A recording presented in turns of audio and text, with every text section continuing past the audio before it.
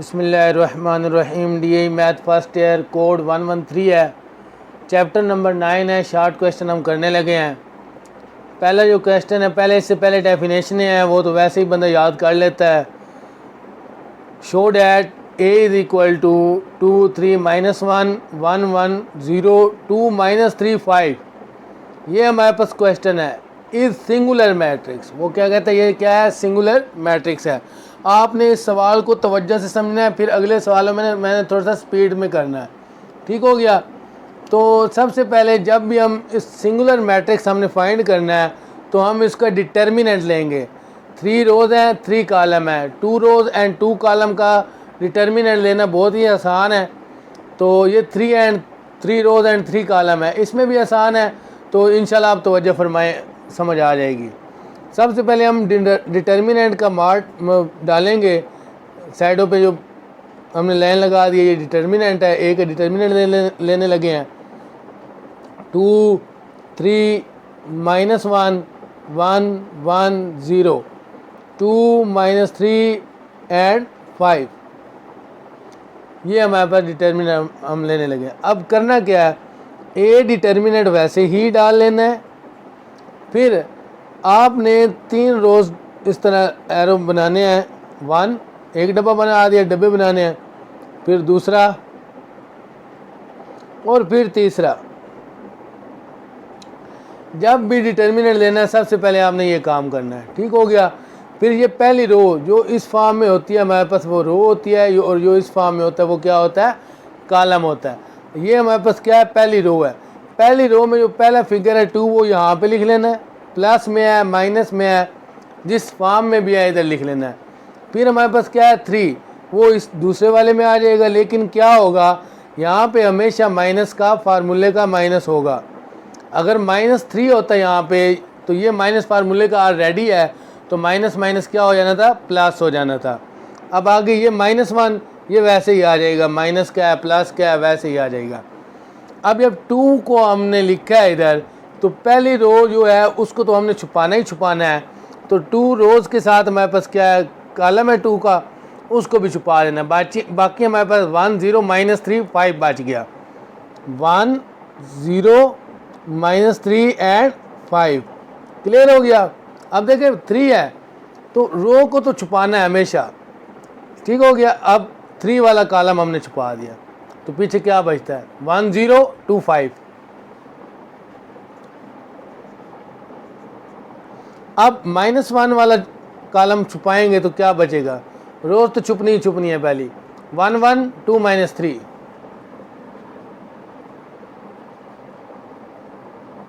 यहाँ तक क्लियर है, कोई मसला? ठीक है, आगे चलते हैं। अब हम ए डिटर्मिनेंट 2 वैसे ही आ गया। जब हमने इसको हल करना है तो क्या करेंगे, ब्रैकेट डालेंगे 1 × 5, फिर ब्रैकेट बंद, इन दोनों को ज़रब देनी है आपस में। फिर फार्मूले का माइनस, फिर इन दोनों को -3 ज़रब 0, इसी तरह -3 आ जाएगा। अब फिर इन दोनों को ज़रब 1 × 5, फिर फार्मूले का माइनस यहाँ पे हमेशा आएगा, और 2 × 0। क्लियर हो गया। अब ये वाला माइनस का 1 × -3 और 2 × माइनस फार्मूले का 2 × 1। यहाँ तक क्लियर हो गया। अब ए डिटर्मिनेंट 2 वैसे ही रहा, 5 1 5 फार्मूले का माइनस, और ये जब 0 से मल्टीप्लाई होगा तो क्या हो जाएगा, 0 -3 5 आ जाएगा, ये भी 0 हो जाएगा। अब ये माइनस का 1 -3 हो जाएगा, और ये क्या 2 आ जाएगा। अब A determinant is equal to 2 5 10, ये 0 लिखने की ज़रूरत नहीं है। 3 5 15 माइनस का 15। ठीक हो गया, ये 0 लिखने की ज़रूरत नहीं है।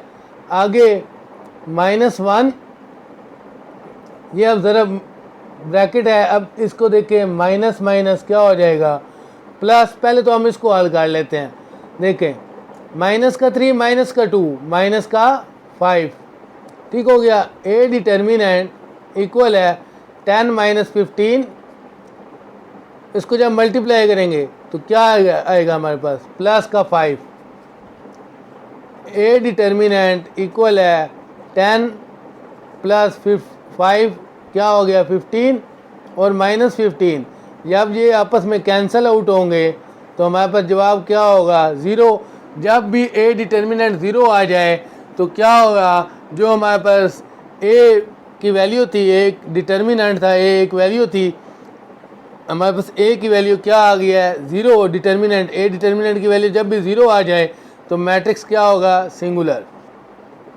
क्या होगा आपने लिख देना है, सिंगुलर। क्वेश्चन नंबर 2 है, उसमें कहता है शो डैट ए मैट्रिक्स 1 2 3 ये हमारे पास वैल्यू है। वो क्या कहता है, शो करवाएं कि ये क्या है, सिमेट्रिक है।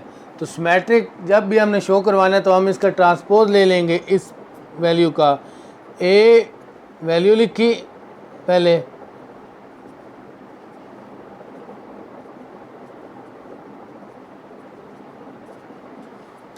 अब इसका ट्रांसपोज लेंगे तो इसके ऊपर ट्रांसपोज आ गया। ए का ट्रांसपोज लेने लगा हूँ। ट्रांसपोज में हम क्या करेंगे, कॉलम को रोज़ में चेंज कर देंगे। अब देखें 1 2 3 ये क्या है, कॉलम है, इस फॉर्म में है, इसको मैं इस फॉर्म में लिखूँगा कॉलम में। ये क्या है, रोज़ है। अब कॉलम में जब लिखूँगा देखें ये 1 इधर आया, ये 2 इधर आया और ये 3 इधर आ गया। क्लियर हो गया। अब ये दूसरी जो रो है इसको भी कॉलम में लिखूँगा तो क्या होगा 2 4 माइनस 3। अब तीसरी हमारे पास रो है, इसको भी कॉलम में लिखूँगा तो 3 माइनस 3 और 6। देखें क्या ये वो ए ट्रांसपोज लेने के बाद ए ट्रांसपोज किसके इक्वल आ रहा है, ए के इक्वल ही आ रहा है ना, वही वैल्यू है 1 2 3 1 2 3 2 4 माइनस 3 3 माइनस 3। ये देखें वही सेम वही बन रही है। ए का जब ट्रांसपोज लें वो ए के इक्वल आए तो वो हमारे पास क्या होगा, सिमेट्रिक होगा। क्वेश्चन नंबर 3 हमारे पास वो कहता है शो डैट करवाएं। ये हमारे पास ए मैट्रिक्स है जो ए डिटर्मिनेंट है। इसको जब हम हल करेंगे इसका डिटर्मिनेंट लेंगे तो B cube plus A cube के इक्वल आएगा। तो इसमें करना हमने क्या है, इसका डिटर्मिनेंट लेना है। पहले बता चुका हूँ, जब भी हम इसका डिटर्मिनेंट लेंगे तो क्या करेंगे, सबसे पहले 3 डब्बे बना लेंगे, एक डब्बा, दूसरा और ये तीसरा। अब रो में पहला क्या है हमारे पास, बी है, ये बी आ गया। अब मैंने बताया था यहाँ पे -1 है। अब फार्मूले का माइनस पहले से मौजूद है तो देखिए माइनस को माइनस से जब मल्टीप्लाई करेंगे तो क्या आ जाएगा, प्लस में जवाब आ जाएगा। ये -1 और यहाँ पे फार्मूले का माइनस, मैं लिख देता हूँ मज़ीद फिर आगे कर लेंगे। माइनस फार्मूले का -1 आ गया। क्लियर। आगे यहाँ पे क्या आएगा, ए। अब पहली रो छुपा दी, बी वाला कॉलम छुपा दिया तो B0 AB, B0 A and B। अब -1 वाला छुपा दें तो A0 1B। अब अगर ए वाला छुपाएंगे तो AB 1A, AB 1A। अब यहाँ पे प्लस लिखना है क्योंकि ये प्लस में है, अगर माइनस में होता तो माइनस लिख देते हैं। अब इसको हल करते हैं, बी वैसे ही। अब इसको इससे मल्टीप्लाई करेंगे, बी मल्टीप्लाई बाई बी, फार्मूले का माइनस, ए मल्टीप्लाई बाई 0। ये माइनस माइनस प्लस हो गया, प्लस का 1। अब इसको मल्टीप्लाई करें, A multiply by B minus फार्मूले का 1 मल्टीप्लाई बाई 0 प्लस का ए, ये आ गया। अब A multiply by A minus फार्मूले का बी मल्टीप्लाई बाई 1। यहाँ तक क्लियर हो गया। अब ये बी वैसे ही रहा, बी से मल्टीप्लाई होकर बी स्क्वायर हो गया, ये तो 0 हो गया, लिखने की ज़रूरत नहीं है। प्लस का 1 ए मल्टीप्लाई बी तो ए बी हो गया। तो यहाँ पे ये देखो जब मल्टीप्लाई 0 से होगा तो 0, ये लिखने की ज़रूरत नहीं है। आगे plus a multiply a square, फिर minus b multiply by 1 b आ गया। क्लियर हो गया। यहाँ तक कोई मसला। यहाँ पे क्या हो गया, बी क्यूब हो गया। क्या हो गया, बी क्यूब। अब ये प्लस ए बी आ गया। अब जब इसको इससे मल्टीप्लाई किया तो हमारे पास ए क्यूब आ गया। फिर इस ए को इससे भी मल्टीप्लाई, ये सबसे मल्टीप्लाई हो रहा है। अब इससे भी करेंगे तो माइनस ए बी आ जाएगा, minus A B plus A B cancel out, पीछे हमारे पास B cube plus A cube बच गया। यही हमने प्रूव करना था। बिस्मिल्लाहिर्रहमानिर्रहीम। क्वेश्चन नंबर 4 है, एवेलुएट करना है, डिटर्मिनेंट इसका फाइंड करना है। तो सिंपली मैं पहले भी बता चुका हूँ लिखने का तरीका। पहले 3 हमारे पास डब्बे बनेंगे। अब ये मैं काफ़ी मरतबा बता चुका हूँ। 1 1 आ गया, आगे जब पहली रोज़ को छुपाया और दूसरे पहले कॉलम को, तो 1 माइनस 3 4 माइनस 1। अब यहाँ पे 2 है और यहाँ पे माइनस का फार्मूले का ये 2 आ गया। अब 2 वाला जब छुपाएंगे और रो को छुपाएंगे, -1 -3 2 -1। अब ये -2, अब इसको छुपाया तो हमारे पास क्या आ गया, -1 1 2 4। इसको अब मैं थोड़ा सा डायरेक्ट करूँगा, मल्टीप्लाई तफसील से मैंने पहले सवालों में किया है। अब देखिए 1 वैसे ही आ गया, 1 से 1 मल्टीप्लाई हुआ तो माइनस का 1 आ गया। जब इन दोनों को मल्टीप्लाई किया 4 3 12, माइनस फार्मूले का वो हमारे पास क्या हो जाएगा, प्लस का 12। -2 माइनस माइनस ये प्लस हो जाएगा 1, यहाँ पे माइनस फार्मूले का आ रहा है तो वो हमारे पास यहाँ पे जब इस तरह मल्टीप्लाई करते हैं ना माइनस आता है। मैंने पिछले सवाल में डिटेल से बताया है, ठीक हो गया। तो 2 3 6 हो जाएगा, वो भी प्लस का। -2 इसको मल्टीप्लाई किया, -4 और -2, ओके। 1 यहाँ पे हमारे पास क्या बच गया, 11, -2 6 + 1 7, -2 और यहाँ पे -6 11 14 आ गया मल्टीप्लाई करने से और प्लस का 12, ठीक हो गया। अब हम क्या करेंगे, 12 + 11 कर देंगे। 12 + 11 वो हमारे पास कितना होता है जी, 23 -14। जब इसको इसमें से माइनस करेंगे तो हमारे पास जो जवाब आएगा वो होगा 9। ये हमारा आंसर है। क्वेश्चन नंबर 5 है, वो कहता है show that without expansion, without expansion किए बगैर इसको हल करें। तो हम क्या करेंगे, इसमें से रो 1 या रो 2 को एक दूसरे में से माइनस करेंगे, ये कॉलम को माइनस करेंगे। हमने 2 रो एक जैसी बनानी है या 2 कॉलम एक जैसे बनाने हैं, तभी वो 0 के इक्वल आएगा।